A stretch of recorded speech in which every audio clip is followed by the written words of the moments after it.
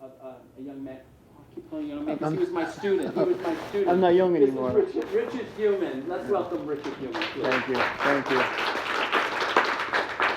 So I'm very excited to have Richard here. You've been here a couple of evenings, and it's been very fruitful.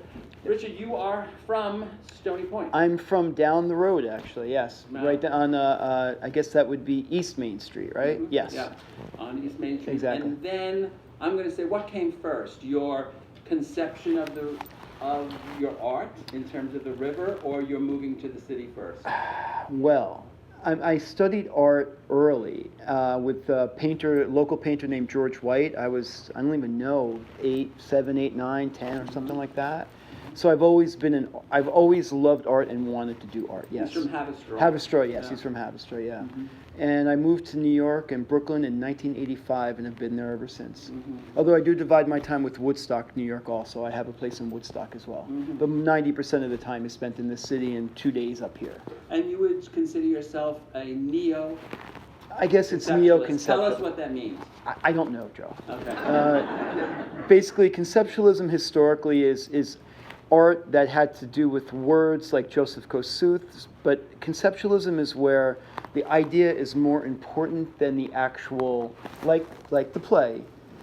The white on white is kind of more important than the actual painting itself. The idea of the painting is more important than the painting. If that makes any sense. So just to answer your question, because everyone tonight is going to go home and take a canvas and paint it white, and it will be worth money. No, it won't be. Why? Because like anything else, you're buying a brand name. It's like at that point in time, there are people that made their career making that type of work, breaking a new, like piercing the veil of a new concept is what they're doing. Mm-hmm. Again, so you had Kossuth with conceptualism, but Donald Judd, one of my heroes, did just white or boxes, like just white boxes. Mm-hmm. And so that was his work. They were minimalizing, they were getting rid of all the extraneous parts of art, down to its the bare concept of it, is what it is. It's very interesting. The other evening you had mentioned about the kind of rebellious artist, and in fact, Mark in the play is painting. You had mentioned a comment about that. Yeah, well, what I was saying, like they're using that, the playwright's using that where it's like a traditional painting, but in fact, in like 1865, that would have been a rebellious painting because the Impressionists were rebellious. They were rebelling against the Academy at that time. So that was as modern art as you can get. And the reason that is because the invention of photography happened recently. So before that, art was whoever could copy real life the best was the best artist. And after photography was invented, art became modern art, where it was for art's sake, is what it was. Interesting, your work, richardhumann.com. Yes, Right? Humann. And ANN. Just check out these incredible installations Thank he's you. done internationally. I mostly show internet. I show with the gallery in New York, but this past year I was in Hong Kong. I spent a month in Korea. I'm going to Helsinki next week, South Africa, and before that Helsinki in January. I was in Karachi. I did the Karachi Biennale. So a lot of the work is international for me. Yes. And you go there with a plan? Yeah. Oh, yeah. It's all funded, and everything is drawn up, and all the plans are put together. The piece I did in Karachi my sculpture was 60 feet long by 40 feet wide. Wow. Yeah. Tell us about, it's close to my heart, the Hudson River. I did a piece called The Same River Twice, which is actually, people are filming here, and they're making a documentary by that same title. And when I was growing up in Stony Point, I always wanted to move to New York. It was my dream since I was 7 years old, maybe seeing it on The Odd Couple. I don't know what got So when the you idea. were in my class, that's what you were thinking about? Yes, of course. Well, no, I was 18 in your class. I was thinking about girls probably. Or just getting out, you know. Yes. No, the truth is with Joe was a very, very inspirational teacher for me, seriously. I've said this every time, but it's the truth. And, you know, when you're in college, you're inspired a lot because that's what you're going to college for. Like, in other words, you're kind of forced to go to high school. So you don't have that many inspirational teachers, and there's just a few, and you were definitely one of those. So I was thinking about what you were doing in class. I was thinking about the zoo story. The zoo story. Exactly. Which So you read for me. yes, I did, yeah. And But so I would go down to the Hudson River and like, how do I escape the gravitational pull of Stony Point? It's not easy when you're up here. We didn't know how to like go and move somewhere. How do you pick up your life at right after college? So I would go down and stare at the river and dream about it like taking me down to New York. And I made this piece called "The Same River Twice," which is the Heraclitus quote. You know, no man can step in the same river twice because it's not the same river and he's not the same man. And I took that, and my piece is 32 feet long. I recreated the Hudson River and filled it with thousands and thousands of words that I cut up from books that I read that kind of inspired me to like work my way down to the river and thus out into the rest of the world from New York. So I started showing in New York, and as soon as I got there in 1985 in small local galleries, and I got picked up by a big gallery in 1996. So it took many years to get to like into a big gallery situation. So literature was part and parcel of It's your very much expression. part of my work today, actually, yeah. About the idea of literature and the ideas that the inspiration and concepts it provides to me, yes. Very much part of my work, Wonderful. yeah. When did that start to happen, that aspect of your life? Probably when I you know, it's funny, right? Because I want to say it's like when I moved to New York, but I look back on a piece I did in North Rockland High School, and it was just like this painting I did of like this, I don't know, it was like very surrealist, but I put type in it. And so it even probably goes back there, you know? I mean, I guess maybe it was always with me in a way. Wonderful. But I was able to like exercise it in, you know, in the gallery situation in New York. Yeah. Looking at this painting now that's up here, that moment when the character of Mark is asked to go ahead, mark it, and the friendship took over the value of the painting, one thinks at that point.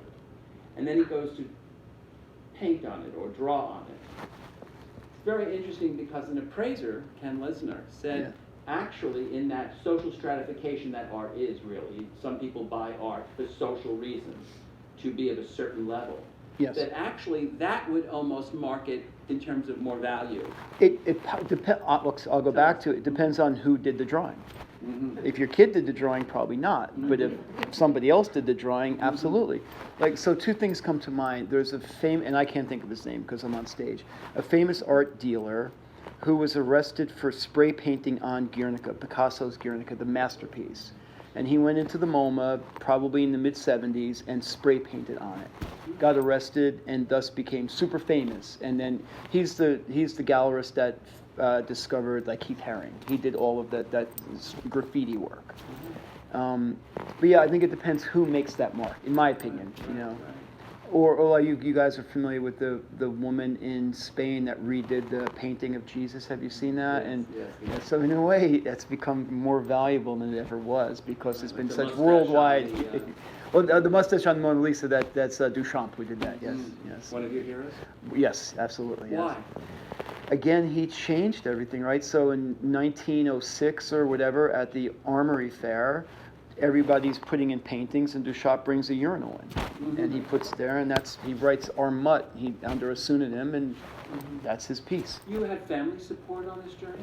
Yes, my parents were, and my mom passed away, but was very supportive, and my father, everybody's still very supportive in my family.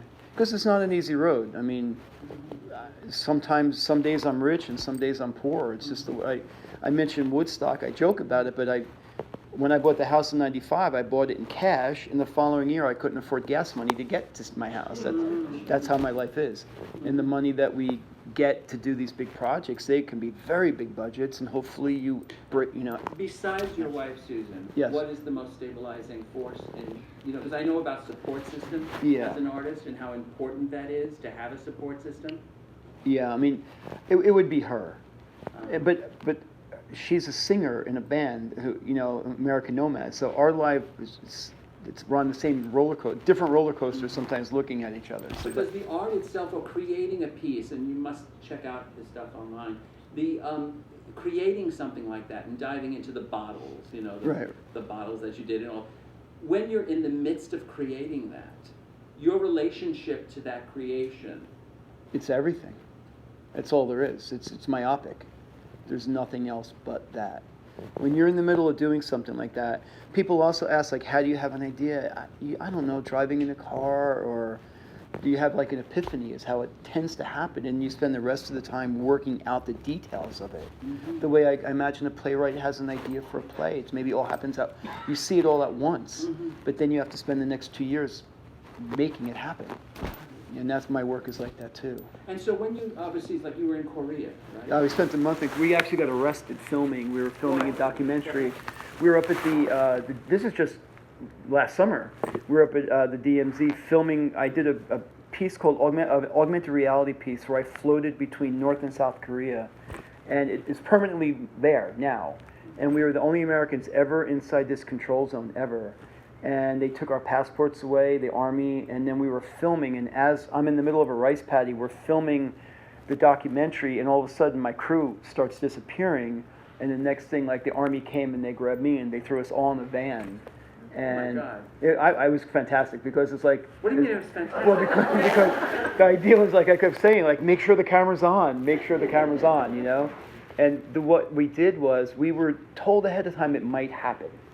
So we had shot flowers and little rice paddies, and as we were in the van, we swapped out all the cards, which we had sewn in, and then we swapped them out. And so when we got to the army barracks, they deleted all the fake footage, and we had our good footage with us. So they deleted all our footage, but we had our good footage. We did the swap, and then we uploaded to the AP through the cloud service. So if they grabbed us on the way out, at the border, we would be able to still keep everything, and we have everything intact right now. Wow. We're editing that video right now. It comes out, I think it's going to be October, November. We're actually premiering it at the MoMA. Museum of Modern Art is premiering that in November. Yeah. Oh, wonderful. So.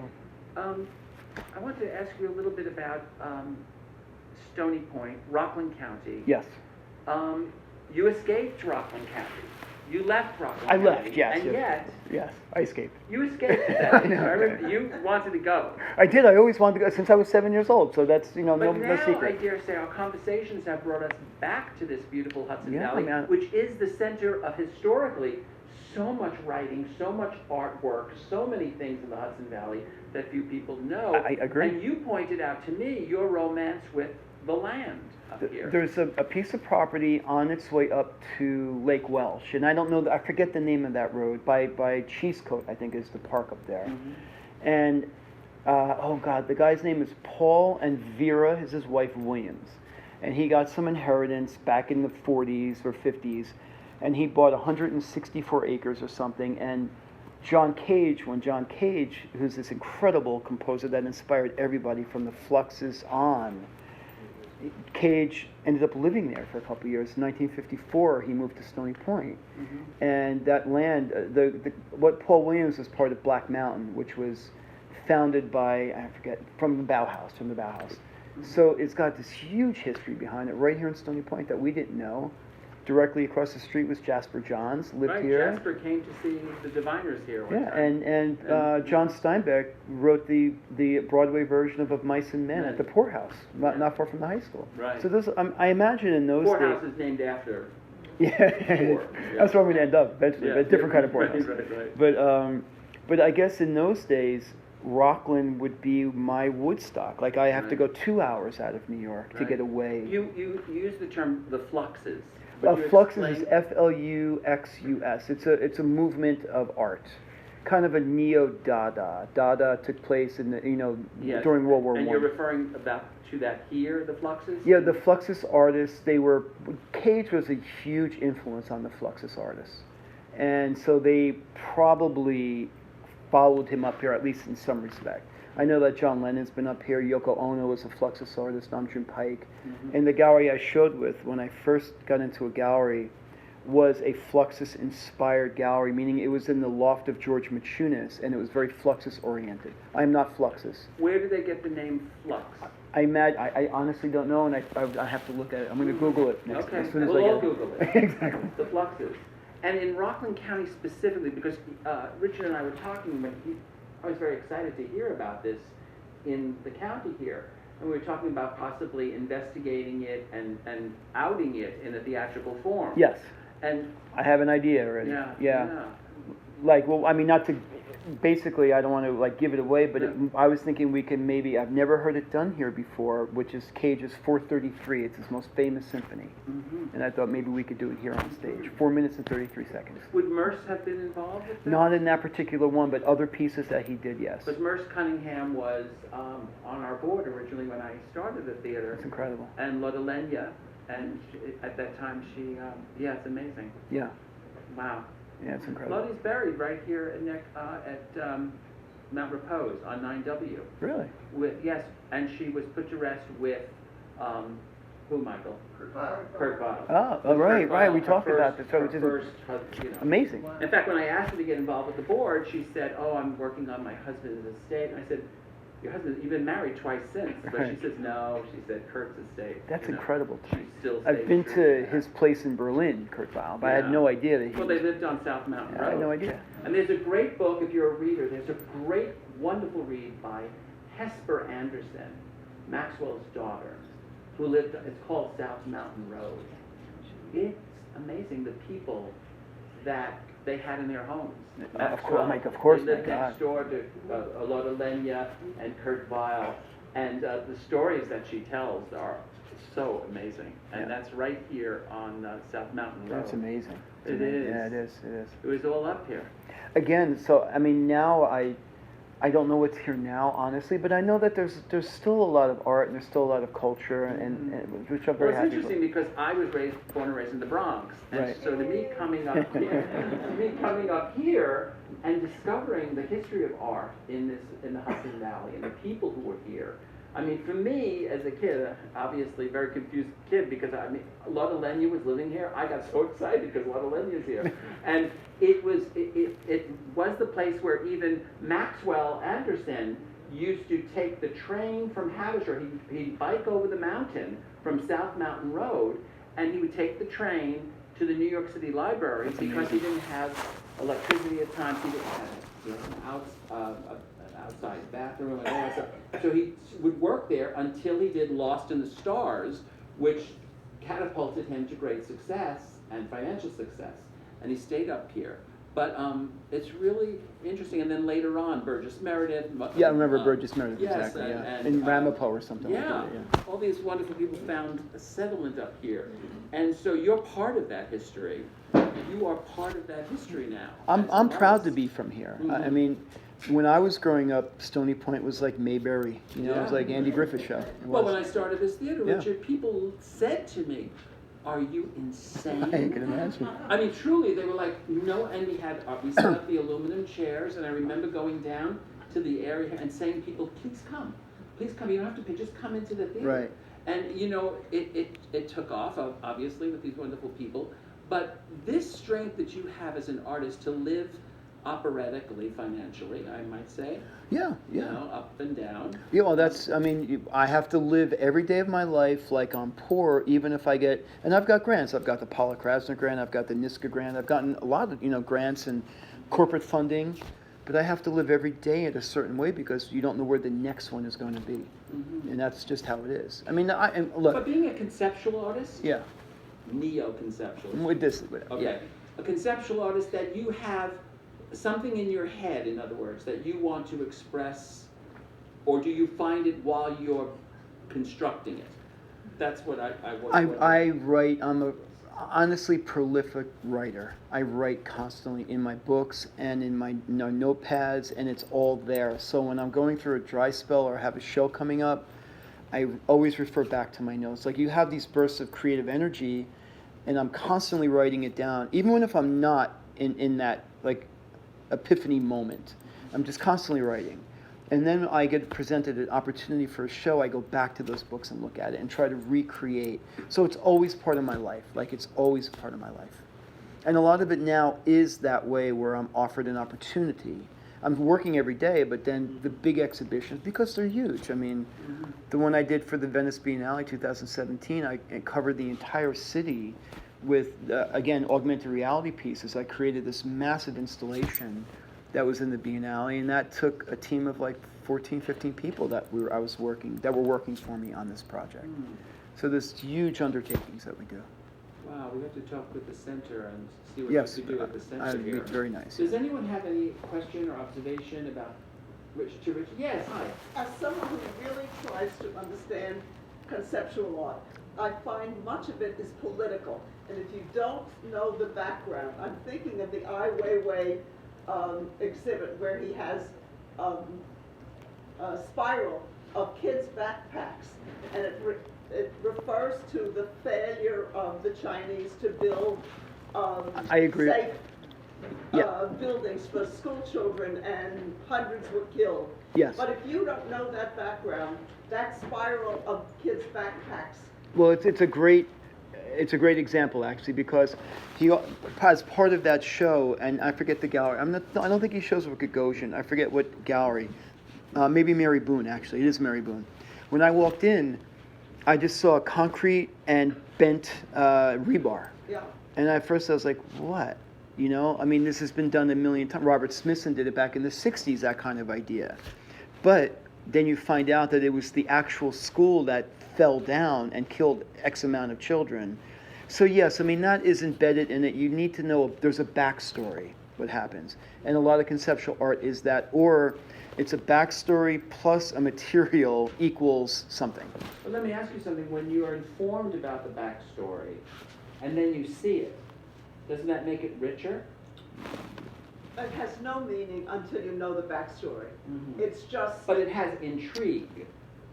In other words, because I identify with what you're saying totally. But so, like we were at the new, the Louis Vuitton in Paris, the new museum. Oh my God, have you been there? No, but Oh my God, this building is so gorgeous. Yeah, they put a lot of And money. we went to the first exhibit, which was rather uneventful for us. We didn't jive with it. But then we went to the MoMA, had sent over the history of MoMA, and we went from it opened with a hopper. And it's the hopper that's on 9W, that house on 9W. Yes, yeah. It opened with that house, and then it went all the way back to clips of Mickey Mouse. He had Warhol's not interviews, but filming James Dean and everyone else, those moments of silent filming.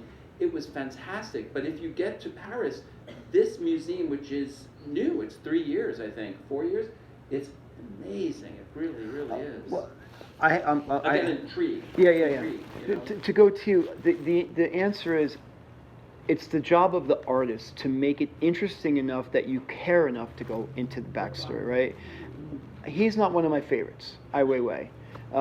He had a lot of political problems in China, obviously. Now he's living in Berlin. His studio's in Berlin. But in my opinion, if the artist doesn't make you want to do that, then it's not a successful piece. And there's a lot of modern or conceptual art that is like that. That's Well, I not must say, successful for that Richard, reason. Seeing some of your pieces and what you do, I find it incredibly intriguing and wonder why, and I hope people will investigate it and come to know. Our mission is accomplished here with Richard because all we're looking to do in light of this place subject, a parallel situation of how does the artist live? How does he create? Why does he create? Where does he come from?